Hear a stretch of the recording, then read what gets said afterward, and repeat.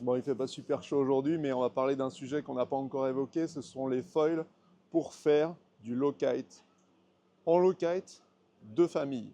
La famille monopo, la famille double pot. La famille monopo, on va utiliser des foils entre guillemets lents, porteurs. La famille double pot, on va utiliser des foils comme vous les utilisez habituellement en wing. Donc des foils de plus petite surface, plus rapide. Pourquoi? Parce que un monopo, c'est pas un low kite qui accepte de la survitesse, c'est pas un low kite qui accepte des angles très serrés par rapport au vent, ce qui du coup demande à être compensé par un foil un peu plus généreux. À l'inverse, un double pot en low kite, ça va vraiment se caler dans le vent, ça va remonter avec des angles très forts. Et du coup là, on va profiter d'un vent apparent important, on va naviguer peut-être 12-15 nœuds avec un monopôt, plutôt 20-25 avec un double pot. Donc on va avoir des foils qui évidemment seront fondamentalement différents. Sur les modèles à utiliser, il y a quand même une restriction, c'est que, comme je vous l'ai expliqué dans la vidéo sur les planches à choisir pour faire du low kite, on a toujours, quand on a le low kite comme ça en main, on a une traction sous le vent, comme on peut l'avoir avec un kite quand on est toujours attaché à notre kite, et ben, il nous emmène tout le temps sous le vent. Et donc, avec ce low kite, c'est un effet de croche-patte là. On a tendance à tomber de l'autre côté, tomber sous le vent, se retenir au vent. Et en fait, la limite dans le choix de votre foil, ça va être de ne pas prendre un foil avec trop d'envergure. Typiquement, un foil comme le Veloce, qui est ici HDW, il y a énormément d'envergure par rapport à la surface. Donc je vous rappelle, vous avez besoin de surface parce que votre low kite tire assez peu au démarrage, il se dégonfle entre guillemets assez facilement quand vous tirez fortement dessus. Donc vous avez besoin d'un foil avec beaucoup de surface. Quand je dis beaucoup de surface, ça va être 1200, 1500. Si vous essayez de mettre 1200, 1500 sur un foil de très haut ratio comme celui-là, eh bien, vous vous retrouvez avec quelque chose qui a une envergure démoniaque. Et quand vous passez de l'autre côté, c'est irrattrapable. C'est irrattrapable, vous allez tomber dessus. S'il fait une embardée, bah, ça vous fait ça de longueur encore en plus à venir vous cogner dedans. Et franchement, c'est pas ce que je vous recommande. Donc, pour rider safe, efficace, euh, l'aile que j'aime le plus, une fois que vous avez un bon niveau, c'est la fluide. La fluide, elle fait tout bien. C'est vraiment une aile en V3 qui est phénoménale. Elle fait tout bien. J'ai fait débuter un collaborateur il y a quelques jours, 60 et quelques kilos. Il était en fluide. Je crois que c'était une double XL, peut-être même triple XL. Grosse fluide. Direct, il volait, il capait. Première fois qu'il faisait du low kite avec une Neutra, une plus. Les deux, ça marche très bien. Tout de suite, ça remonte au vent. Ça remonte pas avec des angles de psychopathe. Ça remonte, le vent est comme ça remonte comme ça. Un low kite monopo, un low kite double pot, il remonte comme ça. Donc là, on s'appuie sur un grand foil. L'idéal pour débuter, si je les prends dans l'ordre, crossover V3, qui est ici, c'est le foil pour débuter qui est absolument imbattable. Pourquoi? Quelle est la différence avec le crossover V2? C'est que quand vous accélérez avec des foils d'ancienne génération, vous montez un petit peu en vitesse, vous pompez, et ils vont cabrer d'un coup, et c'est à vous de le remettre à plat. La différence avec le crossover et tous les foils V3 dans la conception du profil, c'est que ce sont des foils, et l'assemblage avec le stab, c'est que ce sont des foils qui vont monter parfaitement à plat. En fait, vous n'avez pas cet à-coup à compenser.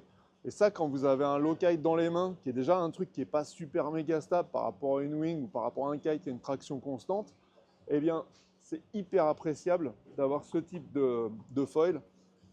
Je me souviens de Francesco qui l'avait essayé il y a quelques mois, et Francesco Capuzzo, et quand même champion du monde, il me dit mais j'en veux un, c'est obligatoire, il m'en faut un. Je lui dis mais pourquoi tu en veux un à tout prix? Je dis tu veux faire débuter des copains? Il me dit non, il est tellement facile ce foil que je veux ce foil juste pour rigoler, pour m'amuser, pour me fendre la gueule. C'est ça qu'il voulait, Francesco. Et ça, en low kite, ça marche du coup super bien. Si vous voulez aller un peu plus vite, passez sur l'ascent. L'ascent va vous donner plus de glisse, va se rapprocher, viens avec moi Mathieu, il va se rapprocher d'un curve. Je vous tourne le dos. L'ascent, voilà, on est sur quelque chose qui est déjà un peu plus réduit en corde par rapport à un curve. On conserve une assise dans l'eau qui est clean, on est bien posé, ça ne se balade pas dans tous les sens. On a les mêmes propriétés dans le profil que sur tous les foils V3. On a un profil qui ne monte pas en faisant ça. On a un profil qui monte progressivement. Sur la même distance parcourue, il va monter comme ça au lieu de devoir faire ça. Ça, c'est la génération V2 et chez beaucoup de concurrents, c'est les anciennes générations de foil. Ça marche, c'est juste un peu plus technique à lancer. Un V3, il monte comme ça. Donc, si vous voulez le faire voler avant sa vitesse de vol, vous serez obligé à nouveau de le faire voler comme ça, mais vous allez le faire en pompant. Sa particularité, c'est que juste vous pompez, il monte, il glisse, il monte. Donc, pour progresser à partir d'une crossover, si vous avez déjà un bon niveau, vous comprenez déjà bien comment ça marche un foil, vous pouvez passer direct en ascent ou alors passer direct sur une curve. Et là, on voit bien les différences en termes de cordes, de cambrure. On est quand même assez proche, mais c'est différent. Là, on va déjà un peu plus loin. Et puis, si vraiment on veut aller vers de la performance, on prend un fluide.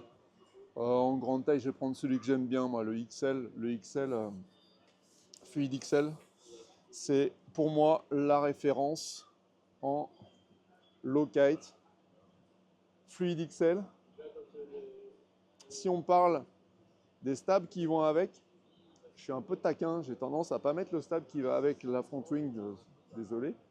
Moi, souvent, je mets ça, si je ne me trompe pas, stab curve H en XL avec fluide en XL.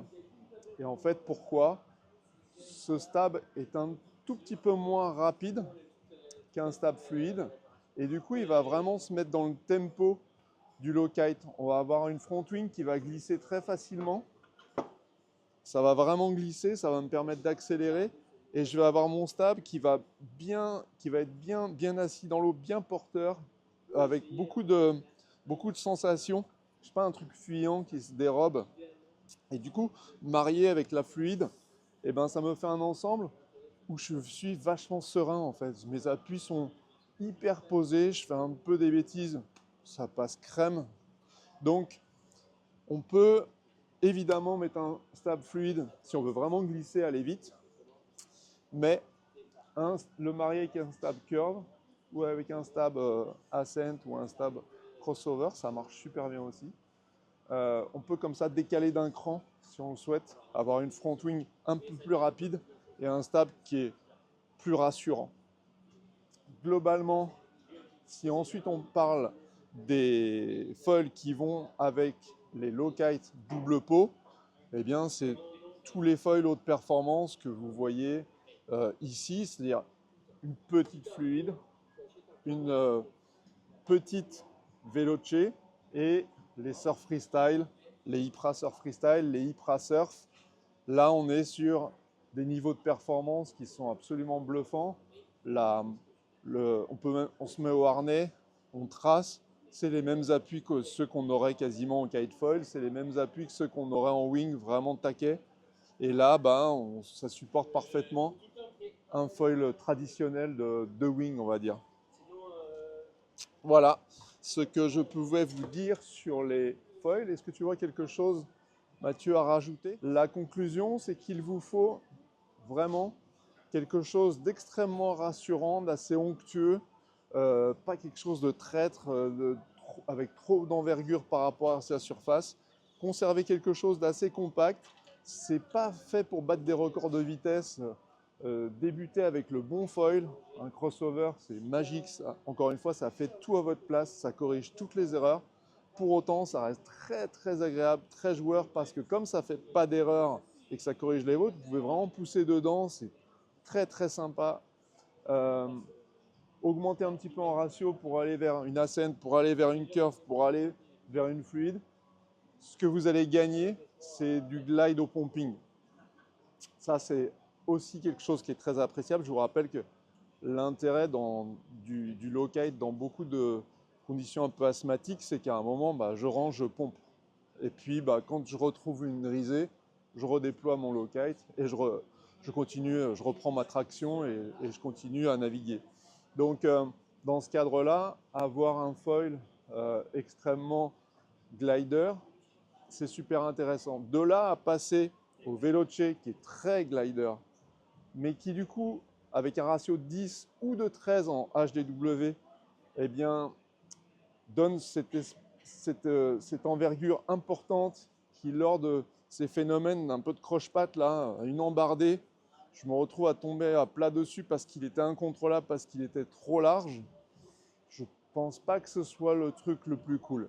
Un autre foil que moi j'ai beaucoup aimé, je crois qu'il est par là, que moi j'ai beaucoup aimé en low kite, c'est la Cirrus, mais dans une seule taille, qui est la petite taille, bonjour, qui est la petite taille, la taille L, Cirrus en L, je crois que j'en ai pas, si j'en ai une là, regarde, hop, celle-ci, où là, on est en 116 d'envergure, et on a vachement d'épaisseur, et j'ai fait des super sessions avec un low kite en 5 mètres ou 5,5, quasiment pas de vent, genre 6-8 nœuds, le low kite il vole, j'attends, je peux naviguer comme ça sur des kilomètres, ça remonte au vent, les gens demandent si ça remonte au vent, ça remonte au vent sans voler, donc on arrive à tirer des bords sans voler, à 5 nœuds non, parce qu'il ne vole pas, le low kite en lui-même ne vole pas,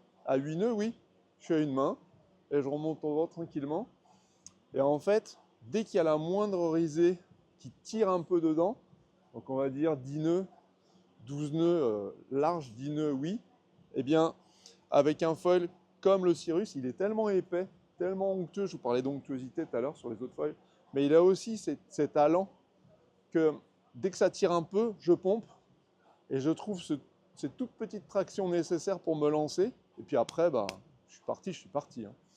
Rien ne m'arrête. Donc, une fois que je suis en l'air avec un foil comme ça, voilà, il se passe une demi-heure, je suis peinard.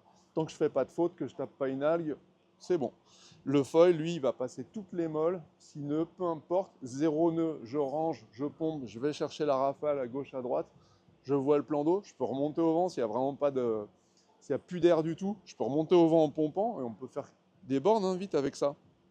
Donc la Cirrus, elle est marginale dans l'usage par rapport à tout ce que je vous ai présenté, donc crossover, ascent, curve, fluide, qui elles sont vraiment la base en fonction du niveau. Vous mettez votre curseur là où vous avez envie de le mettre. La Cirrus, c'est glide, sans avoir ces envergures gigantesques qui favorisent cet effet désagréable de croche-patte. On se fait embarquer sous le vent, on est au vent, on est trop ancré là, ça devient ingérable. Donc voilà, si je dois résumer, l'offre de foil pour le low kite, c'est ce que je viens de vous expliquer. Si vous avez des questions, eh bien, on se retrouve sur les réseaux ou vous pouvez questionner le staff sur le chat ou par téléphone, tous les moyens habituels. Merci, ciao!